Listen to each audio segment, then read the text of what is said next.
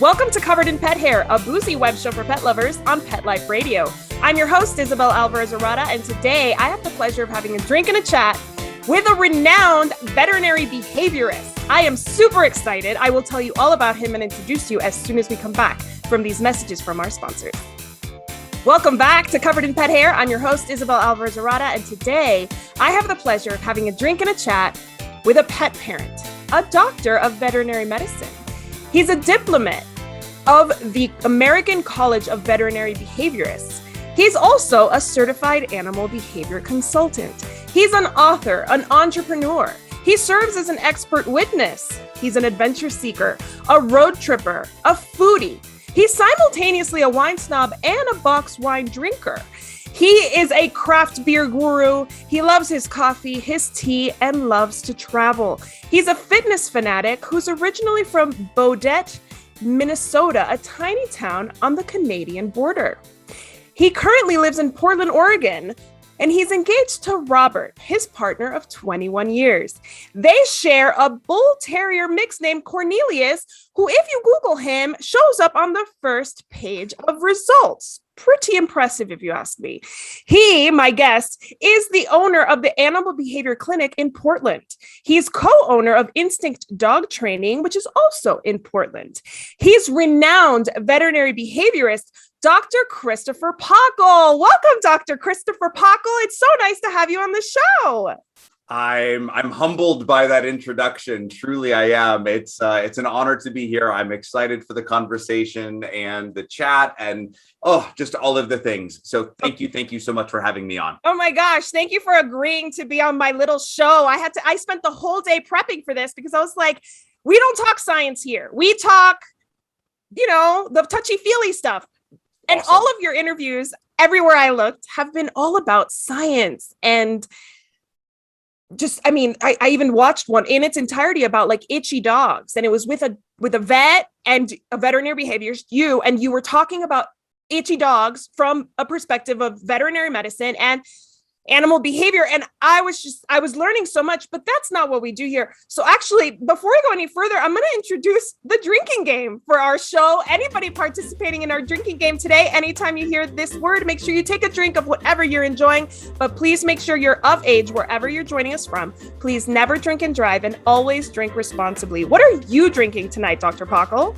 So I am enjoying a little highball of Woodford Reserve this afternoon, which is a nod to, it's one of the drinks on the Delta cabin. And I have been missing my travel for these last 18 months. And so I'm excited to get back in the swing of things and get back on planes and back into my hotels and back into those rhythms. So today is sort of a nod to, past and future, and a little bit of appreciation for today as well. Oh, wonderful. Well, I'm actually drinking a peachy keen because I think travel's peachy keen myself. It has bourbon, a little bit of peach schnapps, peach, simple syrup, and fresh lemon juice. So cheers to you. Thank you for being on the show. It's so Cheers exciting. Well, I know that for a fact, you traveled a lot before the pandemic hit. Yes. You are one of fewer than 100 veterinary behaviorists in the country. Is that right?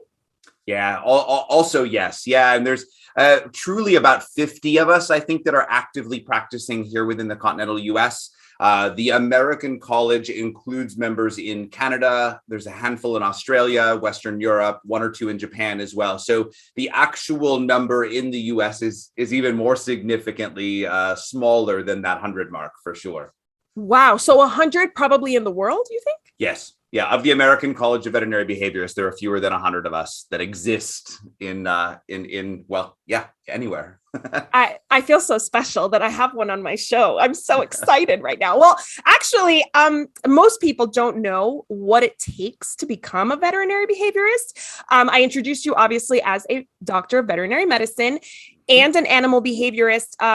But I actually went to you mentioned the American College of Veterinary Behaviorists website, and I looked at their requirements to get certified just because I'm that person and I'm just curious.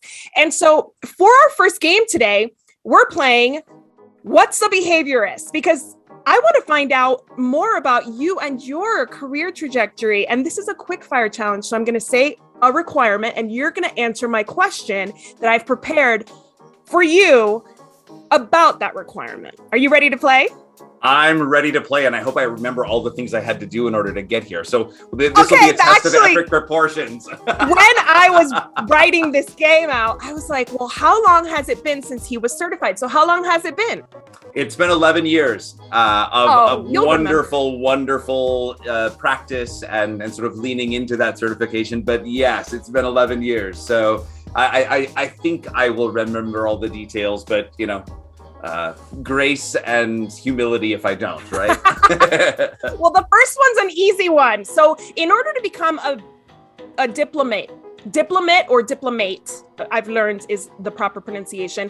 In order to become a diplomate of the ACVB, one, you have to graduate from an accredited vet school. Where did you go to vet school? I graduated from the University of Minnesota College of Veterinary Medicine back in 2002. Very good. You see, you're good at quick fire. All right, Next one. Number 2, you have to attain a veterinary license. Who issues veterinary licenses? The state boards. And I hold veterinary licenses in Minnesota, Oregon, and Washington. And I have an inactive license in Wisconsin as well. Wow, look at you. All right, number 3, you have to complete an internship or equivalent. What's an internship? So an internship is typically a multi-species, multidisciplinary approach as a veterinarian where you're getting mentorship in all sorts of different aspects of veterinary care. So a very, very customary as a sort of a prerequisite to a residency program to get that sort of intensive, hey, here's all the nuances, but still guiding you with mentorship. Okay, number 4, you have to complete a residency. So what's the difference between an internship and a residency? So the internship is broader over the course of the entire scope of what veterinary medicine entails, versus a residency is where you really start to get into your unique discipline like behavior or radiology or surgery or dermatology or any of those specialty fields. Awesome. Okay, next one. You have to author a peer-reviewed scientific paper. How long did it take you to write yours? Oh my gosh. What people don't appreciate about writing scientific papers is how long it takes, especially when you're writing a paper about the water preferences of domestic cats, because they don't do what you think they're going to do when you're actually doing your research. So it took me about 2 years to come up with it, to plan the study, to test the stuff and to write it up and to get it submitted and get it approved and get it edited and all of those things. So it's a process. It's really a process. So you wrote on the type of water that domestic cats like to drink? So it was specifically looking at preferences versus of still versus flowing water sources when we look at sort of fountain usage versus regular bowls and all of those sorts of things as to, is there a species preference or what? What do we know? What did you find? It depends on the cat, which is like the most cat thing of all, right? To be like, some of them really preferred one, some of them really preferred another. And the definitive answer was you literally have to ask the individual cat and they will tell you based on where they choose to drink the water, but it's not an absolute across the species. That's amazing. So you recommend if somebody doesn't know, they could put both types of water sources out and see which one gets used more. And then you have your answer. Bingo. You wrote a paper for 2 years. And that's the takeaway. Yes. That's amazing. That is so cool. But listen, I always think that there's not enough research on stuff that's practical and really makes a difference in our daily lives. So thank you, because that actually is good research for pet parents to have, to base things on. Absolutely. Yes. All right, next one. You have to write 3 peer-reviewed case reports. What were your case studies names? Did they have names? Oh my gosh, that one I'm going to struggle with. I remember one of them was a cat who was engaging urine marking behavior, and I'm not going to be able to remember the cat's names because truthfully, one of the requirements of writing these case reports is you have to fit like an entire lifespan of information into, at that point, 6 pages of double-spaced content. And so everybody changes the names of their pets to something like the letter B so that you can get as few characters as possible taken up by the name. So all of the cases we sort of, protect the innocent from an anonymity standpoint, and we end up abbreviating everything. So I don't remember the names of my actual patients for that, which is Oh, I'm sad to say. No, it's fine. It's fine. Actually, it's just interesting to me because obviously from a scientific perspective, whether it's like, Slinky or Lucy is really irrelevant. So I get that for sure. But you wrote it on mostly cats, dogs, both. Were there any a mix of species? Yeah. So I did 2 of my cases on dogs, and 1 of them was on cats. Yep. And and that's one of the things about the residency process is you're not just looking at a species. So it's not just dogs or just cats or not even domestic animals. The study period includes horses and cows and primates and parrots and I worked with a couple of giraffes as well as some big cats. And so all of those things get included in various ways throughout the residency so that now as a clinician, I can say, hey, I'm not just looking at dogs and what they do, but is there anything I learned about working with that mountain lion, for example, that informs what I might pull into here? So you really broaden out the species diversity of knowledge, which is amazing. That is so, so cool. In veterinary school, just veterinary school, how many species do veterinarians typically study? So I would say overall, you get dogs, cats, as sort of your domestic species. Some of the universities really dive into exotics as well. And that's, hundreds of species, truthfully, at that point. The vast majority of schools then also cover horses, cows, goats, pigs, kind of getting the major domestic production animal species as well for that large animal portion. Quite honestly, because it's actually a different way of practicing, whether you're looking at the sort of the health and welfare of an individual animal versus herd health and kind of what works the best for everybody. So you actually get both of those experiences throughout that education. That's really cool. Okay, last question. To become certified by the American College of Veterinary Behaviorists, you have to apply and take a comprehensive 2-day test. What was the prep for that test like, and how did you feel when the test was over? So the prep has its own interesting story. So after my residency period, which lasted about 4.5 years of intense mentorship, specifically in the field of animal behavior and doing coursework and all of the graduate studies and all of that, I ended up taking about 3 months off to study. So even at the end of all of that, it was still a matter of saying, hey, I've got all of these textbooks that have not yet been read, and I need to know everything within them. So it was 3 months of 10 to 14 hour days of reading and note-taking and memorization and 4-hour-a-day study sessions with a colleague of mine out in North Carolina. And we were grilling and grilling and grilling and grilling and grilling. So that, for someone who says, oh, I've achieved board certification, it's a really big deal by the time you, number 1, survive all of that. Number 2, succeed in the discipline as well. So it's a process, I tell you what. Bravo. So the day after, once the exam was done, did you go get a cocktail, have a huge meal? Did you go to sleep? What'd you do? I pretty much slept. Yeah, it was a matter of just being like, there's this weight. And then at that point, gosh, everything's out of your control, right? You've shared what you know, you've answered what you can answer, and nobody's ever going to know everything. And so you get comfortable with being uncomfortable about not knowing those answers. And at that point, it's out of your control. And you say, you know what? I just got to wait for my scores to come back, hope for the best, and keep the fingers crossed until then. How did you celebrate when you found out that you passed? Well, the funniest part was that, we had been told we were going to be receiving, I think we were told we would receive like a certified letter. So I was waiting for this letter. I'm watching my mail. And then the notification actually came via email with sort of a nondescript subject line. So I was literally just sitting down sort of mid-morning to check my thing. I pop open this email. I'm like, oh, what does Bonnie have to say? And it's like, congratulations. And I was like, so I was not expecting to find out then that way or without sort of, a bit more of a rip open the envelope sort of a moment. So, I was home alone at the time. So I, quickly called my partner. I was like, oh my God, it happened. So I squealed a lot. That's the honest answer is I squealed a lot. That is amazing. I'm sure, but you didn't get that like take a deep breath, like self-soothe, like before opening the envelope, right? Like you would have probably given yourself a pep talk, but you didn't get to do that. No, none of that was part of the process. It was just, ripping off the Band-Aid without even knowing it was going to happen. All of a sudden, the information was just right there in front of you. And I mean, I'm thankful it was the information that it was, and I was able to celebrate, but dang, that would have been hard if it had been different news. That's exactly what I was thinking. I'm like, oh no, had it been the opposite answer, it would definitely have been so devastating. Yeah. So definitely something to consider, ACVB. They've since refined that a bit. Good. I'm glad to hear that. I'm very glad to hear that. So how long does your certification last once you go through all of this process?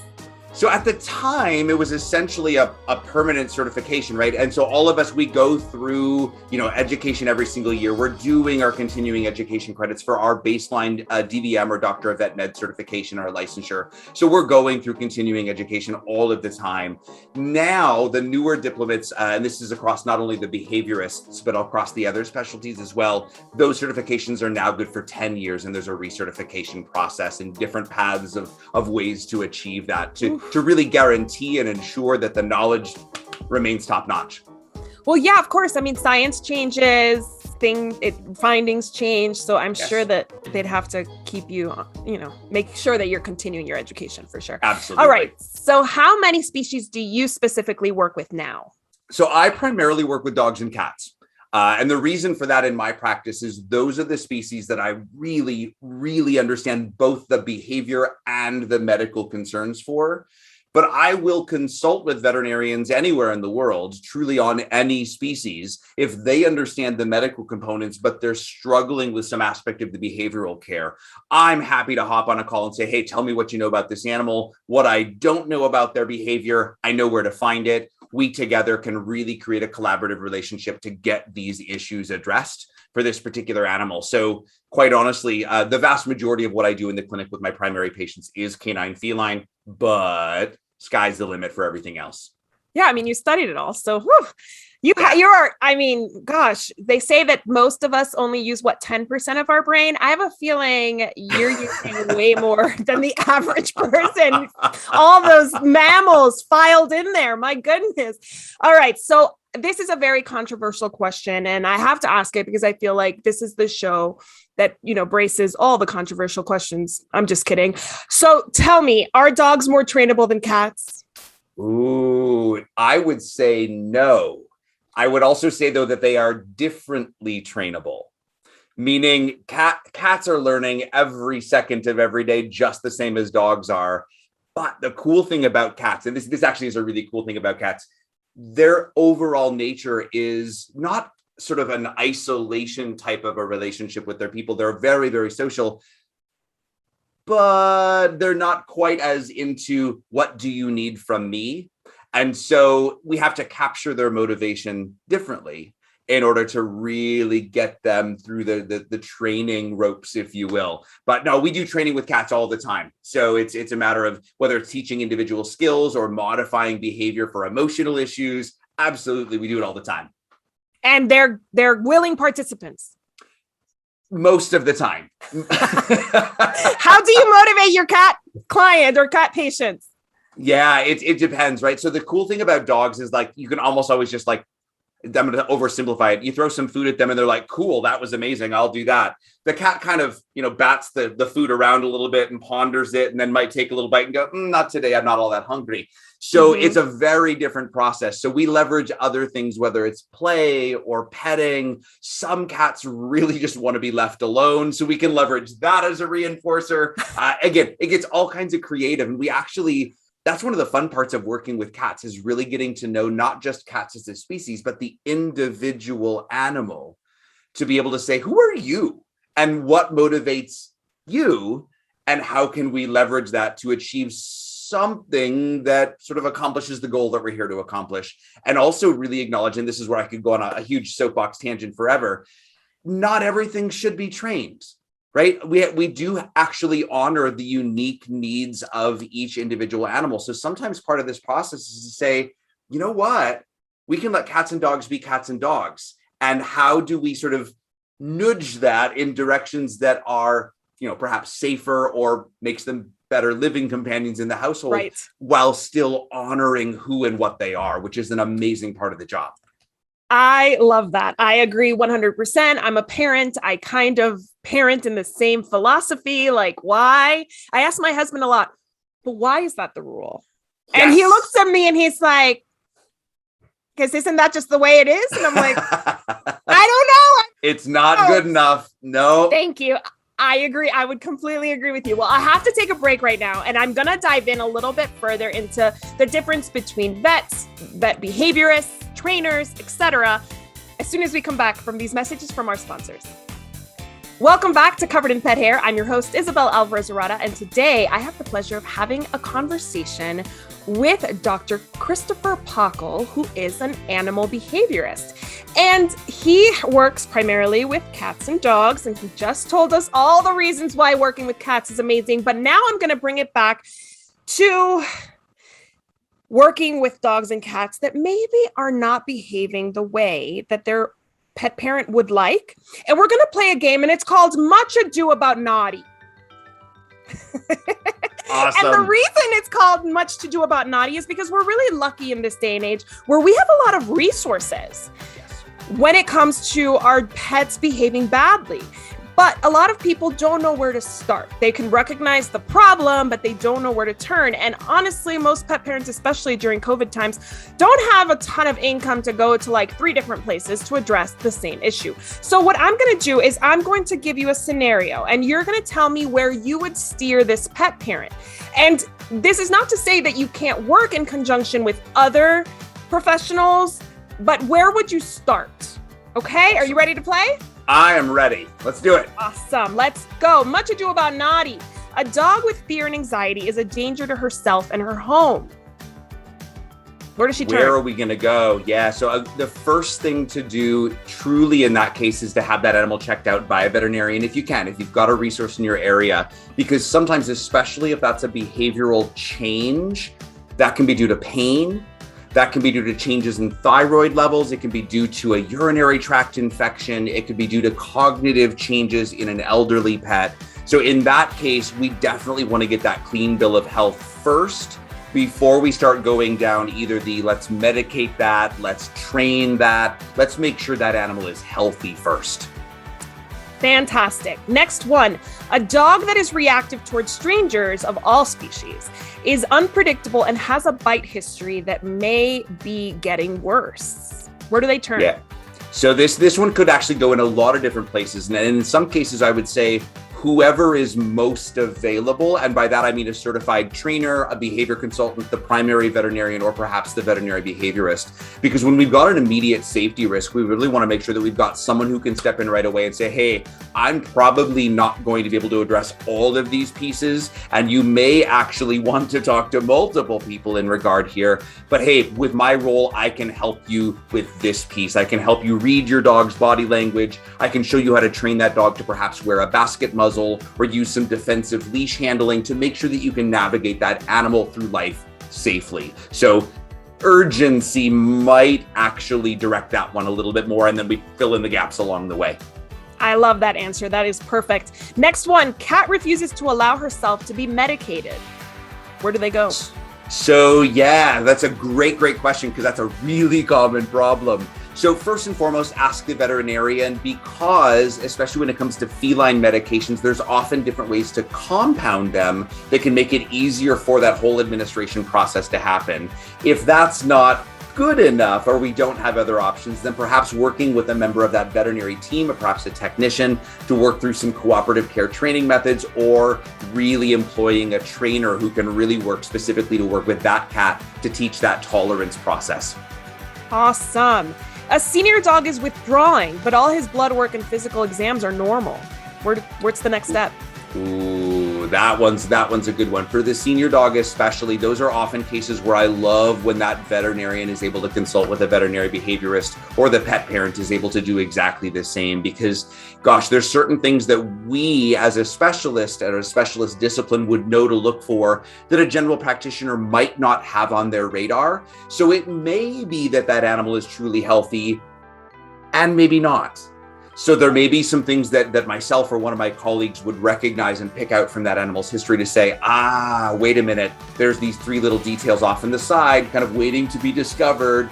Let's pull those in here. And that's something that we can do directly with the client, or we can do that with the veterinarian as well to advise them more efficiently. Perfect. All right. Next one. A puppy needs to learn manners before the whole family loses a finger or toes. Oh, the puppy. Yeah, in those cases, assuming that we've got a puppy who's, there's not any other issues going on, I think it's a great resource to be able to get a qualified trainer, a certified trainer who's using positive reinforcement-based methodology to really help that puppy understand, hey, I know you need to chew this. And that's an important detail, right? It's not just don't chew that. It's not about stop that. It's about, hey, you need to chew this. Yes, and let absolutely. me help you understand that. Yeah, it's a great option. Love that. Yes, tell them what you want, not what you don't want. Okay.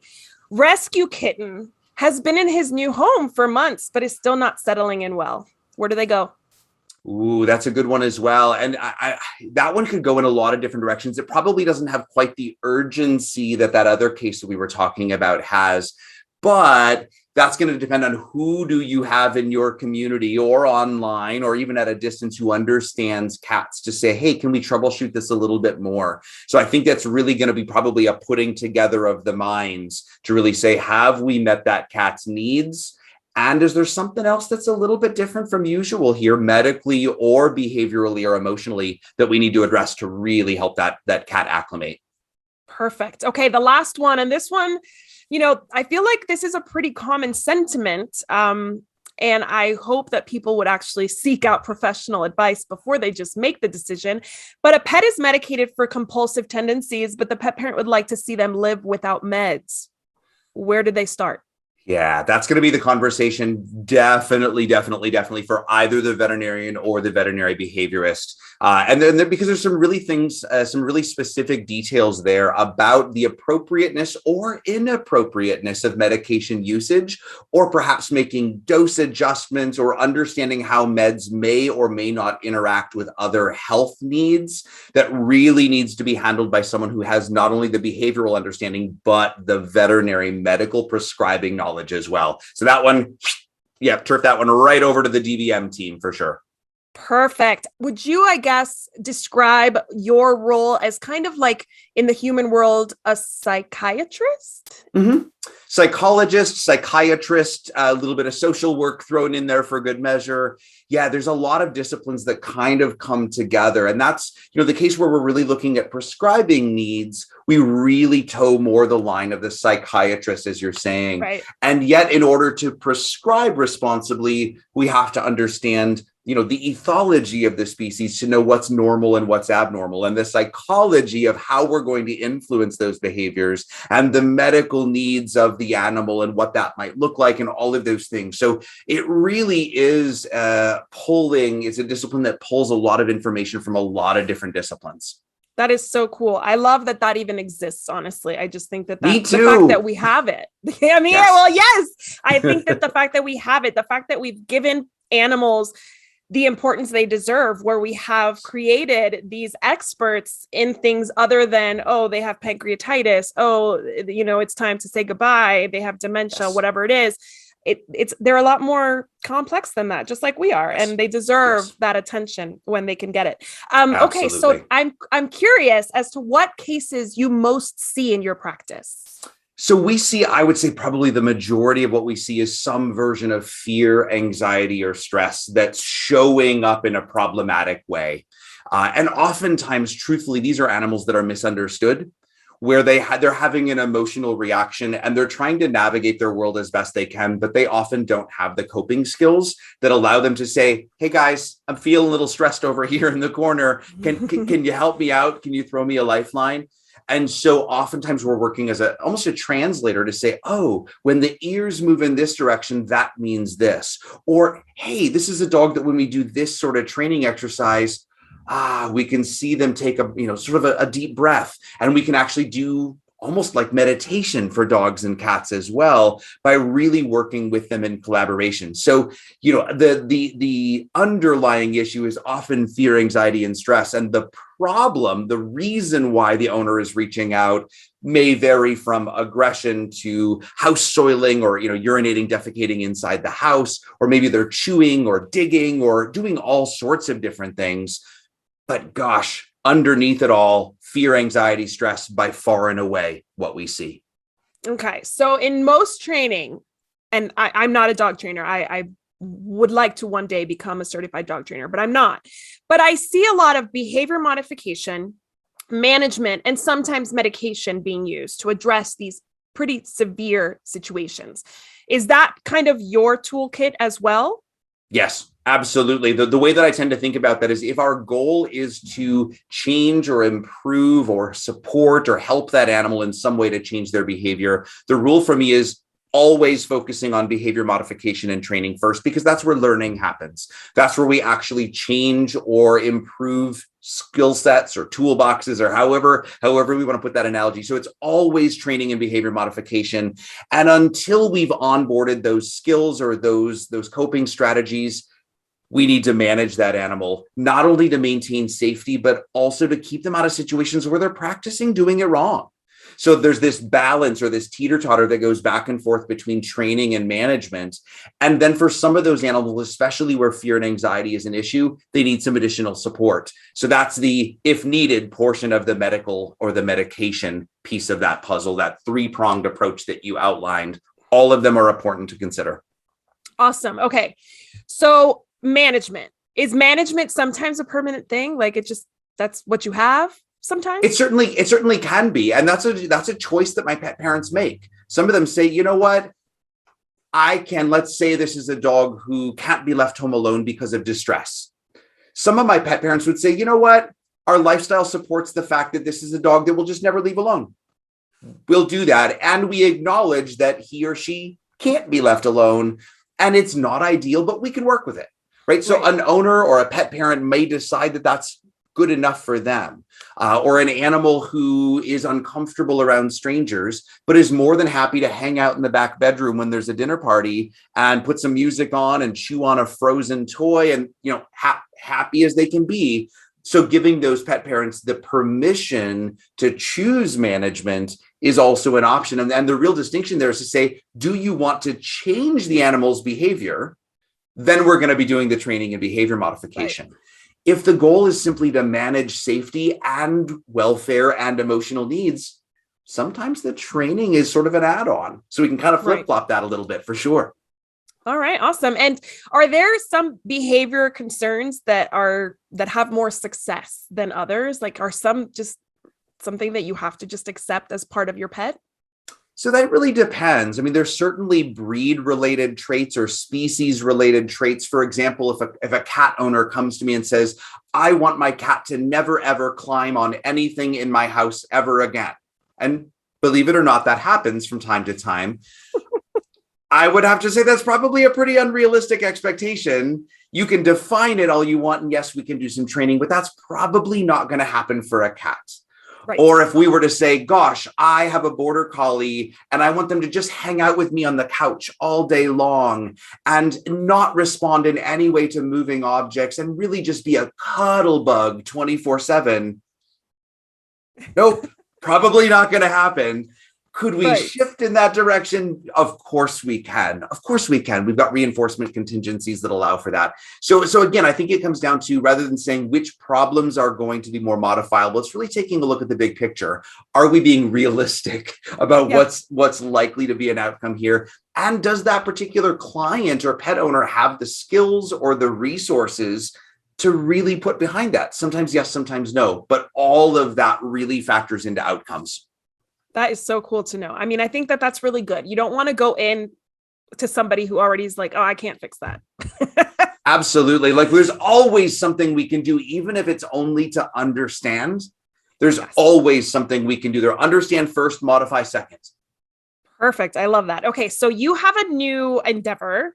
It's called Instinct Dog Training, and you're looking to establish a facility where you're going to do board and trains. And board and trains can be a little controversial in and of themselves. So from a veterinary behaviorist perspectives, want to hear what your thoughts are obviously you're for them because you're going to have one, but tell me about board and train from your perspective.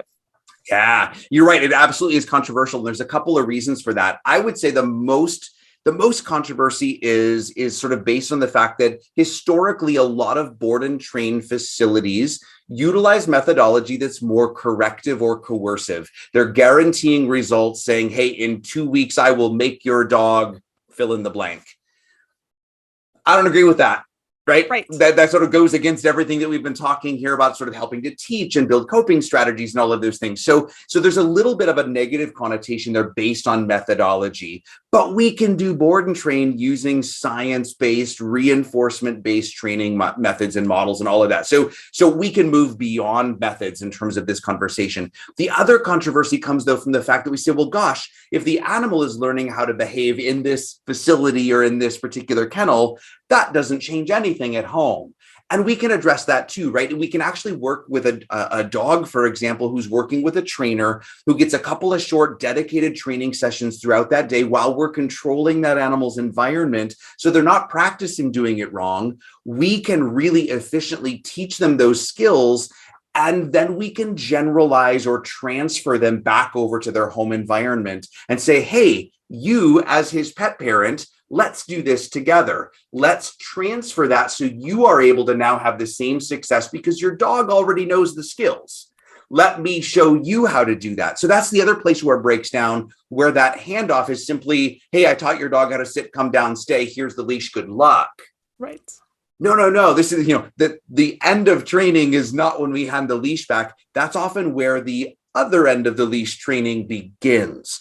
Right. So when we incorporate both of those things in by utilizing methods that are really humane and kind for the animal and take extremely, amazingly good care of them in the process, and make sure that their pet parents understand how to continue that at home. Oh my gosh, I've been blown away by what we can accomplish through that model. Blown away.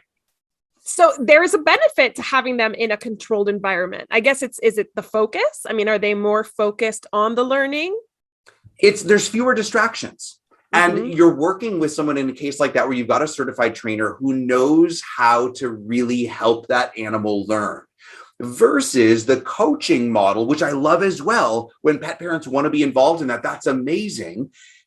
And most of our pet parents don't have the skill set to do that yet. And so they're learning while their dog is learning, which inherently has more errors and oopses and just all of this stuff that gets a little messy. But that makes it harder for the dog to learn exactly what's needed if the learning is inconsistent. So we can clean that up and really create that focus.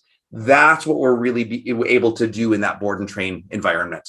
Wow, that makes so much sense. I never thought of it that way. Yeah, when a dog trainer comes to your house, they're training you and the dog simultaneously. The dog's feeling your energy. You're getting frustrated. You don't know what you're doing.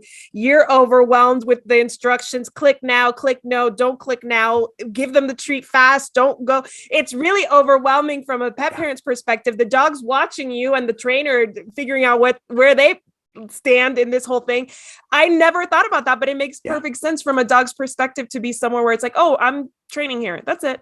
Yeah. Well, and something that I love about that example that you just gave is that sometimes we'll get that feedback that, oh my gosh, my dog loves the trainer more than he does me. No, it's not that they love them better necessarily, but it's more that oftentimes that trainer shows up and it's like that dog is all of a sudden getting all of the consistency and the clarity. Yes. The dog's like, oh, you get me. Right. Awesome. Now, if you could help them understand me too, that would be amazing. And I get you because you have experience training. So the trainer is an effective communicator from the dog's perspective, where we're so inconsistent with the commands and the cues and the messages we give to our pets. So yes, I totally love that. I think you may have sold me on board and train. Excellent. Well, we have 7 locations with Instinct actually around the country now. So feel free to message me. Take a look at instinctdogtraining.com. We've got 7 locations, both East, West Coast, and some central locations that are popping up now too. We're really just on a growth phase right now. That's just incredible. That is amazing. Dog training is taking off after the pandemic. It seems like everybody's realized, oh, there's dog trainers out there. They've been out there forever, but now all of a sudden they're in much more demand. And I think it's so wonderful because people are automatically thinking, I'm getting a dog and I need to budget for training. And I love to see that because it's so important. Yes, absolutely. And, quite honestly, even people who have trained before, gosh, methods change, right? We're learning all the time. So absolutely, it's an opportunity to say, hey, what's new?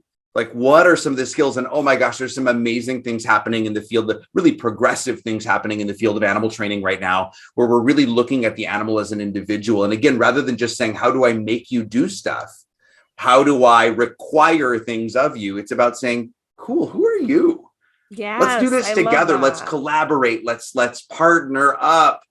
I can show you what I want for sure. Right. But I'm going to give you a voice in this process too. It's amazing. Absolutely amazing. I love that so much. Okay, so tell me, how can our audience learn more about you, find you online? Tell us everything.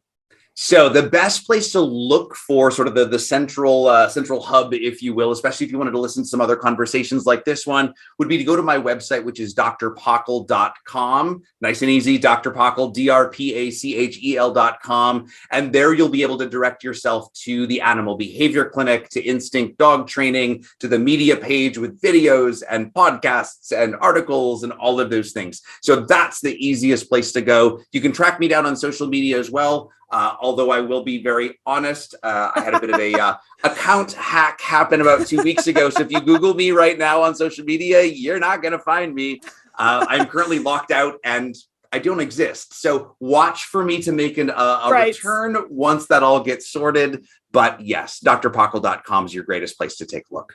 That is awesome. Well, I just want to propose a toast to you for taking the time to be on this show, sharing your infinite knowledge. Here's to you. Cheers. Cheers. Cheers to you as well. Thank you. Thank you, really. I also want to propose a toast to my executive producer, Mark Winter, for making this show possible, and to our listeners on Pet Life Radio and our viewers on YouTube. Thank you for spending your time with us. Here's to a life covered in pet hair, because there's no better way to live. Cheers. Cheers. To learn more about Covered in Pet Hair, please visit coveredinpethair.com or petliferadio.com. Thanks for watching, and we'll see you next time.